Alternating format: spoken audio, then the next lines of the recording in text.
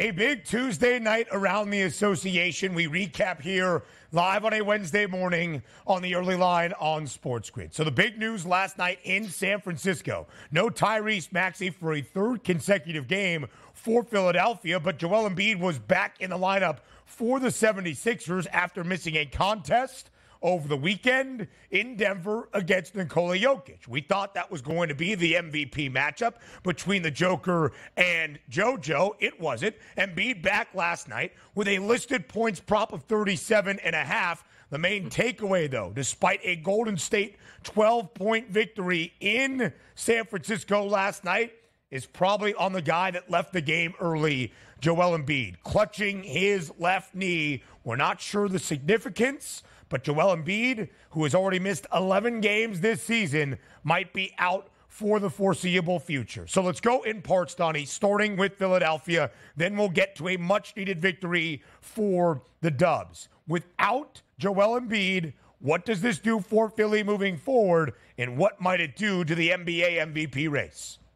Yeah, it's probably going to knock him out of the MVP race, but it may be, again, as I said to open the show, blessing in disguise for the Philadelphia 76ers, because if you are an MVP caliber player, you do want to hold up your end of the bargain and say, man, I can do something not very many people have done in this sport, and that's win a back-to-back MVP. And currently, right now, I am the favorite to do so as long as I get my 65 games in, even if it comes at the detriment of what that playoff run will be. When you do historic things, you allow it to be up to the player in some of those instances. Sure, he has to be medically cleared, Ben, to get out on the court, but there's also something to be said about a player going like, you know what, I'm not in the MVP race. It's not that big of a deal. You know what, let me sit another 2 games to make sure my knee is right. When as you read the press clippings, like, hey, I have 38 games left. I can only miss 3 more games. I got to play in these games. And Joel Embiid gave it his best shot. Because if you watch that basketball game, there were several instances where Joel Embiid looked like he just wasn't healthy there. The one saving grace might be is the way he got injured in that game. So many times you try to equate it, Ben, like if you take a look at the NFL, like, okay, I'm going to run a route and I just go down on a cut. It's like, oh, that's bad news for the knee. Joel Embiid didn't go up for a dunk or land awkwardly on that knee. He was laying on the ground and Jonathan Kuminga actually jumped on him for a loose ball and banged into his knee. So it might be one of those pain threshold things as opposed to ligament damage. But again, I'm not a doctor. I just look at it and say, like, how bad could this injury possibly be? But if it was a banged up knee and you made it a little bit worse, maybe he's going to sit a little bit more down the stretch. And again,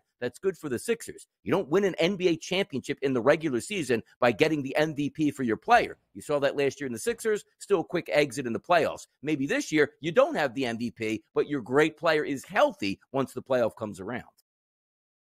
30 minutes for Embiid last night, just 5 of 18 from the floor, only 14 points, 7 boards, did have 8 turnovers. He did look pretty hobbled last night in San Francisco. So as we go to the NBA MVP odds, you will not see Joel Embiid listed anymore on the FanDuel Sportsbook. Nikola Jokic now moves to an odds-on minus money favorite at minus 125. It would be the 3rd NBA MVP award for the Joker in the last 4 NBA seasons. Think about where we were, though, just over a week ago after a 70-point performance from JoJo. He became the favorite, plus 125 to win the NBA's most valuable player. Meanwhile, Philadelphia has lost 4 straight games because the Cavs and the Knicks are red hot at the moment. Philly has fallen all the way to the 5 spot in the Eastern Conference. Golden State, meanwhile, 12-point victory at home, led by Stephen Curry, who scores 37 points, hits 8 triples,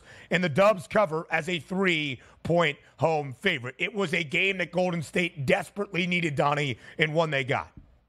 Yeah, and by the way, I only got 13 points off the bench here, so it was really star-laden and superstar lineup here that got it done. You take a look, of course, Steph Curry with that 37 points. You have Kuminga getting 26 points, which is a nice addition there, helping out on that bottom line. I'm still not believing in the Golden State Warriors. Yes, they needed that win, but everything was set up in their direction, right? No Tyrese Maxey for the Philadelphia 76ers. Embiid coming back didn't know what to expect. You also had a game that you played 3 days previous in Los Angeles that you lost, so you were rested and ready, waiting on the Philadelphia 76ers in a back-to-back environment. They were supposed to win that basketball game, and quite frankly, was interesting that that line goes from like 4.5 down to 3.5 around game time at some outlets here, but that was an easy win for Golden State, and it was apparent once that game got underway that Embiid wasn't going to be fully 100%, and without Maxey, what did you expect here? Of course, the Sixers lost. Golden State wins by 12. They get to an even 500 at home, 13-13 straight up. Now 7-13 against the number, booked as the favored side at home. The best team that has been booked as a favorite all year long, who has been a favorite 15 or more times, that's the New York Knicks. 20-9 now against the number, a 15-point win inside Madison Square Garden. The Knicks in the month of January go 14-2. They cover in 13 of those 14 games. They go under in 14 of their 16 games in January. Tom Thibodeau is smiling. The Knicks are playing great basketball. They've won 8 straight. New York, the hottest team in the association. Yeah, OG Anunoby and also Julius Randle not playing on a back-to-back. I told you yesterday I like the Utah Jazz, not because I thought they were a good basketball team, but they were also on a back-to-back along with the Knicks, but already in New York City. And you know the Knicks are already down, again, 2 really good basketball players and had to use up a lot of those players the night before. And then Dante DiVincenzo plays 39 minutes in this game, drops 33 points. Jalen Brunson goes for 38 minutes in this game, as well as Hart at 43. So these guys were playing a ton of minutes and still winning, and winning going away. This is a great sign for the New York Knicks here when they're not even full tilt, but still the hottest team in the NBA. Could have been very easy for those 2 starters to be knocked out of the lineup, and the Knicks hopefully to stay around 500 at that point. And it looks like they're going to hit the gas pedal and continue winning games. That's a good sign for the New York Knicks, 31-17 on the season and not even full strength. Is there any stat line that Tom Thibodeau might love more than what Josh Hart did last night? 43 of 48 minutes, 10 points, 10 boards, 10 dimes, effort, and resilience. That is Tom Thibodeau basketball. Now we go to Boston, where the best team in the NBA resides. That's the Celtics. A 5-point win at home in a really good game against the Indiana Pacers, who welcomed Tyrese Halliburton back to the fold. The Celtics win 129-124 inside TD Garden. Make that a 22-2 straight up record at home in Beantown this year. Booked as a favorite in every game.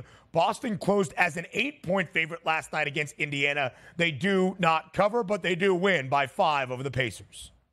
Yeah, if I would have liked to have the crystal ball to this game, Ben, as we were trying to figure out who was actually going to play. Was Porzingis going to be back in the lineup, and how much would he play? He was back in the lineup, did well, played over 30 minutes. But also, the key contributor for the Pacers was Tyrese Halliburton. How long was he going to play, and how effective would he be? Is he going to come back and be 35, 36 minutes and put up his normal tempo play? No, he wasn't there last night. 22 minutes in the starting lineup here, scoring 13 points. So sort of feeling him back into the process. But also, the Indiana Pacers still covered that basketball game. But good thing for the Celtics, who had back-to-back losses on their home court, responding here, now improving to 37-11 on the season and 22-2 at home. That's a good win for the Celtics, but for the Pacers, we're just waiting for Halliburton to get back to 100% and play his normal minutes.